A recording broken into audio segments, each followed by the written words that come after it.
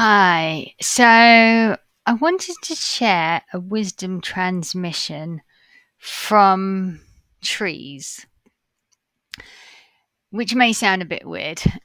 So I'll just explain that anything that has got consciousness, and that is all living things, has a level of consciousness, can be communicated with.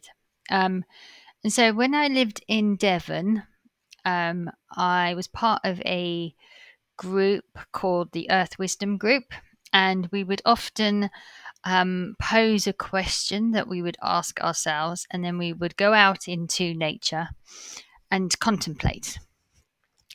And on one such occasion, I had posed some questions about what did I need to learn, or asking about qualities that I needed to embody, and the subject of compassion came up and suffering. And at this point, the trees in nearby entered into conversation with me. So this is, I call it a wisdom transmission because it is very wise, and it had a really deep impact on me. So I wanted to share it. I think it's very beautiful. It kind of teaches us where we need to be going rather than where we are now. And I think there's a lot we can learn from other conscious beings on the planet, that maybe just don't use words in the same way we do. So the subject matter had been, so I'll go back a little bit and talk about the universe was kind of speaking to me, and I was sort of recognizing that I needed to sort of expand my own sense of compassion. This is going back a number of years now, 2016. 2016. And I was being asked to really expand my compassion, not just to those who you would ordinarily think of as need of compassion, but those who created suffering, not just those who were suffering, but those who were creating or creators of suffering, and to offer love and compassion to those who created suffering, to offer love and acceptance to those who created suffering. And the reason was that, the advice that had come through was that, you're not trying to push anyone, force anyone, change anyone's mind about anything, but rather that you embody these principles of love, compassion, kindness, and then that's it. That's as far as your job is to go. You're not trying to convince or change people. And it is only really the egoic mind that thinks it wants to or needs to change people. So the trees entered into this conversation, and they said, we allow humans to do many things to us as trees and to the animals. We don't necessarily agree with what humans are doing, but we allow it. So this sense of allowing was a very strong starting statement from the trees. So I asked, well, why? Why do you allow it? And they said, well, because we are guardians of the planet. And the sentiment that they wanted to express was that they allowed because they believed that nothing should have the power over them to move them away from what their true state was, which is love. So, and they believed that nothing was more powerful than their true state of love.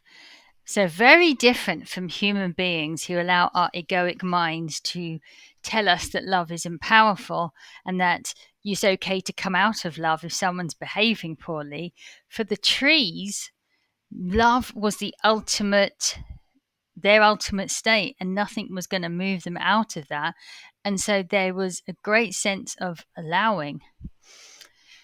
So I then asked, do you have compassion for humans? And they said, no, we don't have compassion. We have love for humans. And again, how beautiful is that? They have love. That's all they that's all they really care about. That's all they are. That's what their essence is. And therefore they don't need compassion. They only need love. That's all they really need. And they went on to say that we are protectors, we are guardians, we provide sanctuary and salvation,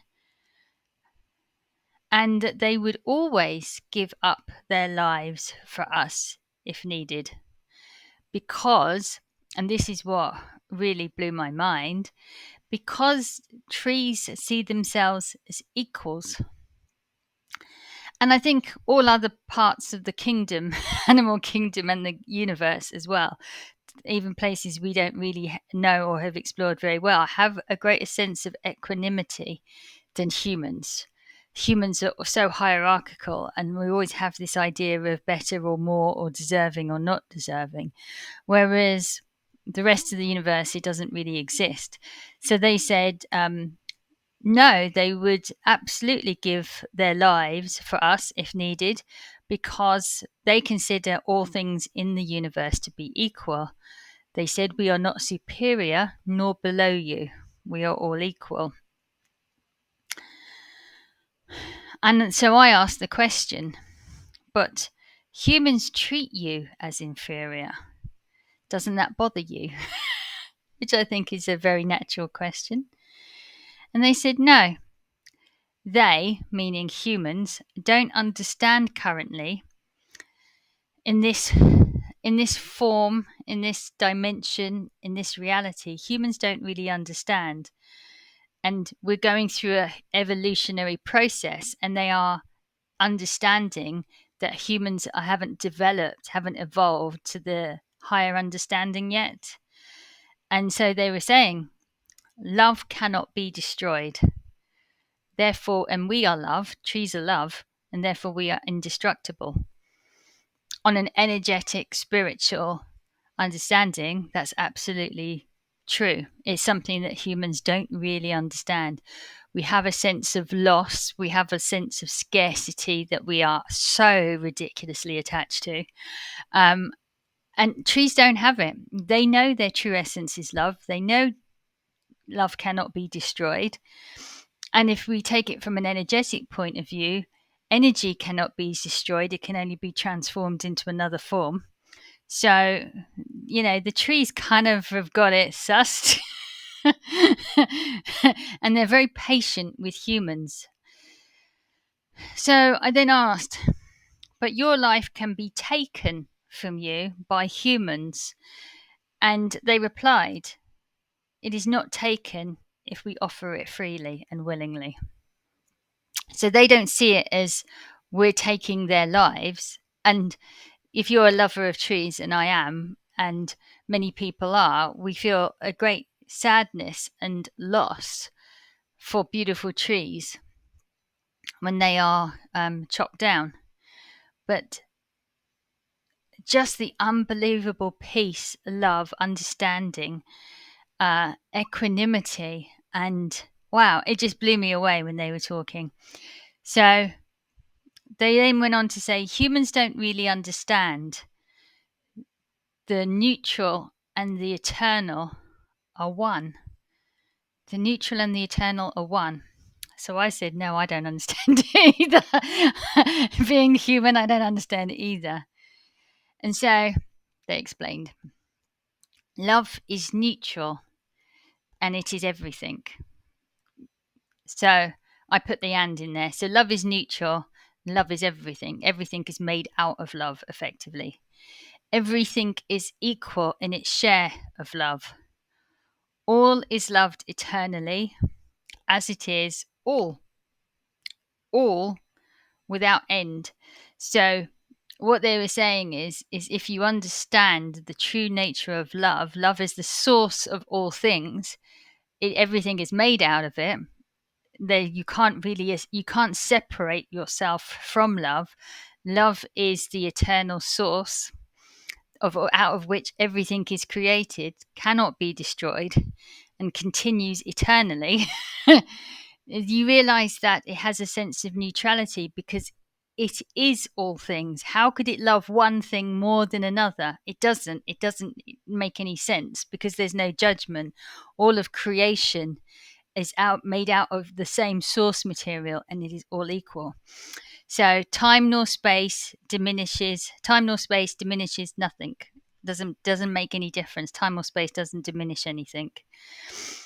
Every expression is unique but equal.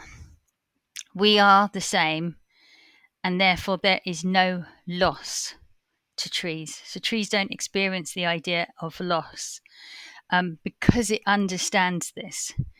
And